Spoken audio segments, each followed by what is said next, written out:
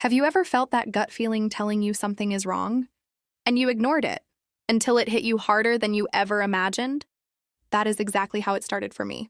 I had noticed the little changes in him over the past few months, the secretive texts, the sudden late work nights, the way he would duck his phone when I walked by. At first, I tried to convince myself that I was being paranoid, that maybe I was reading too much into innocent behavior. But deep down, something told me that I could not ignore this. One night after he went to bed, I stayed up scrolling through my own thoughts, feeling an uneasy mix of fear and determination. I knew what I had to do. I picked up his phone, my hands shaking slightly, but my mind sharp. The first few messages were casual enough, innocent in appearance. Then I found it, the string of messages that made my stomach drop. They were not casual at all. He was talking to someone I trusted, someone I considered a friend. They were planning things behind my back, sharing secrets, flirting, and making promises I was never aware of. I remember sitting there in silence, staring at the screen, my heart pounding. A million thoughts raced through my mind. How long has this been going on? How could he betray me like this? What did it all mean for us? For our life together? But amidst the panic, a strange clarity emerged. I could not allow this to slide. I could not let him think he could get away with this. I needed to act, but carefully. I could not let anger cloud my judgment. I had to be strategic. The next day, I watched him carefully, noting the subtle signs, the texts he received, the hurried phone calls, the nervous laughter that seemed out of place. I began to piece together a timeline of his lies, the pattern of betrayal that had become his secret life. I kept my cool, pretending everything was normal, even though inside I was burning with a mix of hurt and rage. I knew that confronting him impulsively would only give him a chance to cover his tracks. I started to gather evidence, screenshots, call logs, messages. I created a meticulous record of every interaction I could find. Every deceit, every manipulation, every half-truth he had told became a part of my growing archive. I felt like a detective, unraveling the case that had haunted my intuition for months. The more I uncovered, the more I realized how calculated he had been. It was not just a one-time mistake. It was a deliberate, ongoing betrayal. Then came the moment when I decided to confront him. But I did not do it in anger. I waited until the timing was right, until I had everything in order. I knew that showing weakness or letting emotions take over would allow him to manipulate the situation again. So I planned a dinner, a normal evening at home, so that he would have no reason to suspect the storm about to hit. As we sat across from each other, I felt my pulse steady, my mind clear. I began with questions that seemed innocent, casual, but each one was carefully crafted to provoke truth. "I noticed you've been working late a lot," I said. "Is everything okay at the office?" He smiled nervously, trying to reassure me. But I could see it in his eyes, the tiny flicker of fear, the realization that I was aware. Then I leaned forward slightly, and I asked the question that changed everything. "Who is texting you at 2 a.m. so often?" He laughed nervously, trying to deflect. But I held up his phone, the screen showing the messages that could not be denied. His face went pale. I watched as the mask of control he had always worn cracked, revealing a man caught completely off guard. He stammered, trying to make excuses, trying to claim it was harmless, that it was nothing serious. But I had prepared for this. I presented the evidence I had gathered over the past weeks, the timeline, the messages, the inconsistencies. Every lie he had told was laid bare, and there was no room for denial. The room felt heavy with tension. I could almost hear the weight of the betrayal pressing down on both of us. He tried to apologize, but it sounded hollow, rehearsed. I realized then that words were not enough. I needed action, not empty promises. I needed him to understand the consequences, to feel the weight of what he had done. So I told him that our marriage was no longer something he could manipulate. I told him that the trust he had shattered would not be easily rebuilt. And I told him that from this point on, I would be the one in control of how our lives unfolded. Over the next few days, I implemented subtle changes. I monitored his behavior, ensuring that I had complete visibility without overtly controlling him. I reached out to his friends, the ones who had been aware of his infidelity, not to gossip, but to verify the extent of the betrayal. Piece by piece, I built a complete picture of his deception. And with that knowledge came power, a calm, measured confidence that I had not felt in months. I also focused on myself, reclaiming the parts of my life that had been overshadowed by his lies. I spent time with friends I had neglected, immersed myself in work, and rediscovered hobbies that brought me joy. Every step of self-care, every moment of personal empowerment was a quiet form of revenge. I was living proof that betrayal could not define me, that it could not destroy the life I had worked so hard to build. Then came the pivotal moment, the confrontation with the other woman. I did not seek drama. I did not seek to humiliate. I simply presented the facts, laid out calmly and clearly.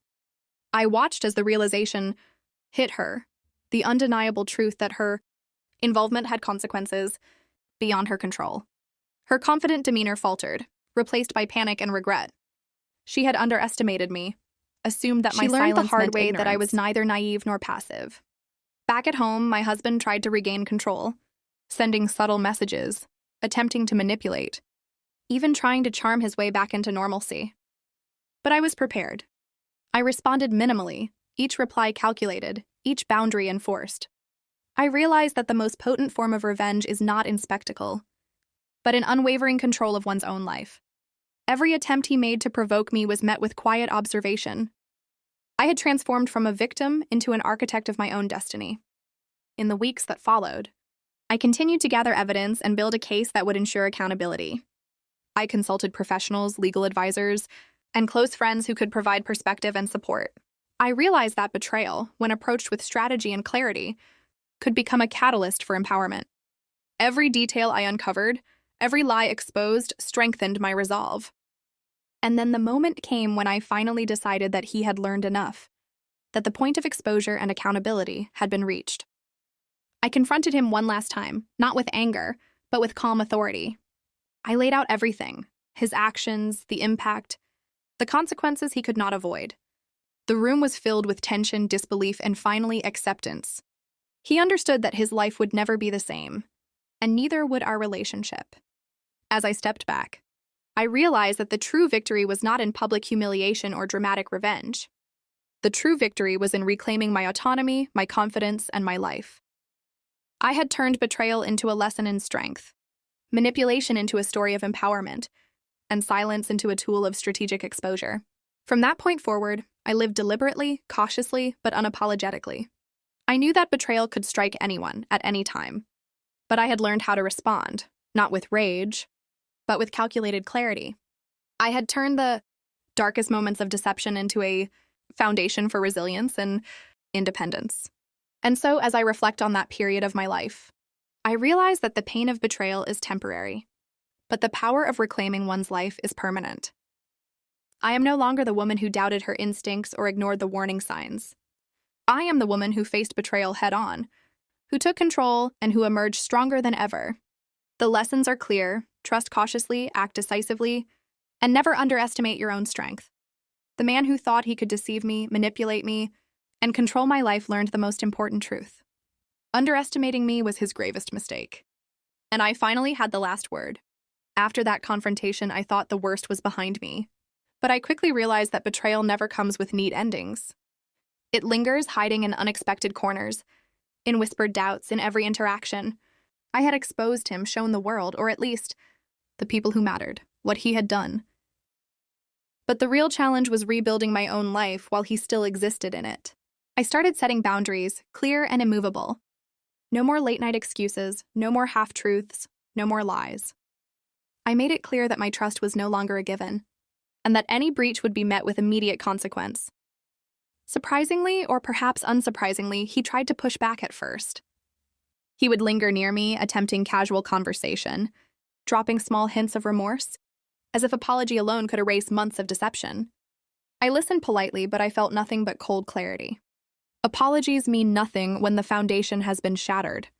I focused on my work, diving into projects that I had neglected, projects that gave me control and satisfaction. I wanted to feel independent again, unshackled from the invisible chains that had kept me tied to his whims. Every success, every late-night achievement, every acknowledgement from my colleagues was a quiet reminder that I was reclaiming my power. I felt alive in a way I had not in years. But then came the subtle manipulations. He was clever, always trying to find cracks in my armor. A message left on the counter, a suggestive comment about our finances, a reminder of shared responsibilities, small, calculated moves meant to provoke guilt or confusion. I saw through each one, I no longer reacted emotionally. I observed, documented, and let my silence speak louder than any words could. One evening, as he tried to corner me into a conversation, I finally voiced my truth. I have seen everything. I know what you did, who you spoke to, and how long you planned this. I am no longer the person who will forgive blindly. My voice was calm, unwavering, and I watched as the realization hit him. The woman he had tried to deceive had not only discovered the truth, but had grown stronger because of it. I realized that my revenge would not be a single act. It would be sustained, methodical, and deeply psychological. I made changes to my finances, taking control of our shared accounts, ensuring that he could no longer manipulate resources as he had before. I secured my digital life, changing passwords, installing security measures, and keeping careful logs. Every corner of deception he had once hidden in was illuminated now, and he knew it. I also began to reclaim my social world. Friends who had noticed the strain, who had quietly supported me but had been unsure of what was happening, became my allies. We laughed, we shared, we rebuilt the networks that had been quietly eroded by his manipulations. And in these spaces, I felt the slow, steady pulse of life returning. I realized that betrayal isolates, but reclaiming control reconnects you to the world with more clarity and purpose. Then came the final act, not one of dramatic confrontation, but a quiet, controlled dismantling of his influence over my life. I had documented everything: messages, emails, financial records, witness accounts, and I created a comprehensive summary. This was not just for legal purposes, but for my own peace of mind. Seeing the full scope of his betrayal in one place laid bare was oddly liberating. I understood fully what I had endured, and I no longer needed to rely on memory or emotion to validate it. I also realized the importance of reclaiming public perception. I shared carefully curated details with those who needed to know: family members, mutual friends, colleagues, not in anger, not in vengeance, but in truth. I wanted people to understand the reality without drama or embellishment. The reactions were mixed: shock, disbelief, anger, but mostly respect. Respect for the woman who had faced betrayal with strategy, clarity, and resilience. Throughout this process, I had moments of doubt. I wondered if I was overreacting, if I was too harsh, if I was letting anger guide me. But each time I returned to the evidence, to the clarity of truth. Betrayal is not abstract, it is concrete. It is the messages, the choices, the repeated patterns of deception. And when you confront it head-on, it loses its power to confuse and manipulate. One morning, I received a text from him that made me pause. "Can we talk? I want to make things right."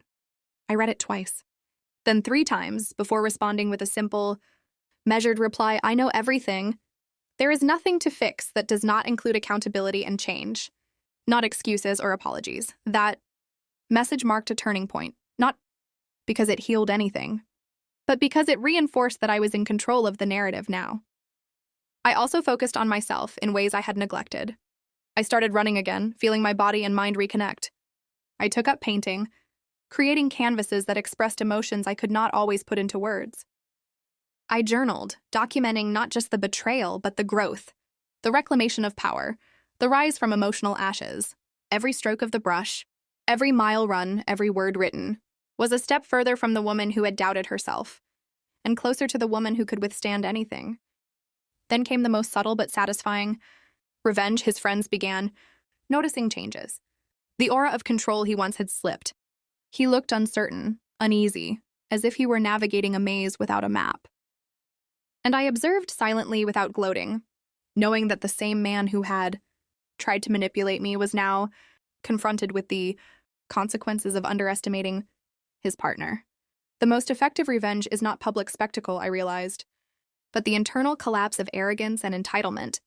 I also ensured that the other woman understood boundaries. We never spoke in anger, but I made it clear that her involvement had consequences. She was no longer a figure in my life, and she understood the weight of what she had done. There was no need for confrontation. Silence and presence often speak louder than words. She had underestimated me, and that was her loss. Weeks turned into months, and I continued to thrive. My husband, now fully aware that manipulation would no longer work, either adjusted his behavior or withdrew. I did not seek revenge in the form of humiliation or drama. I sought it in strategy, in reclaiming life, in showing that betrayal could not define me. I had become the author of my own story, and in doing so, I found a sense of peace and empowerment that no act of deception could erase. I also reflected on what this betrayal taught me. Trust must be earned, intuition cannot be ignored, and silence can be a weapon when used strategically.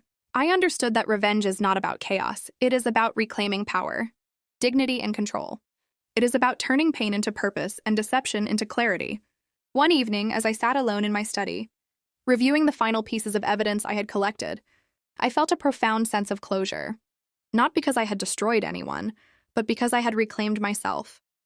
The man who had tried to deceive me could no longer touch my life with lies or manipulation. I was free not from anger, but from dependence on his approval, from the shadows of doubt he had cast. The final lesson was simple yet profound. The greatest revenge is living well, living deliberately, and never letting betrayal define you. I had learned that in every whispered lie, in every hidden message, in every act of betrayal, there is an opportunity not for despair but for empowerment. And so I moved forward, cautiously, confidently, and unapologetically. I rebuilt my life with intention, surrounded myself with people who valued honesty and integrity, and cultivated a sense of strength that could not be shaken. My husband learned the hard way that betrayal is a dangerous gamble, and I learned the harder, more valuable lesson that rising from deception is the most powerful act of all. I am no longer a woman in the shadows of manipulation. I am the woman who saw betrayal, faced it, documented it, and transformed it into power. And in that transformation, I discovered something far more valuable than revenge. I discovered myself.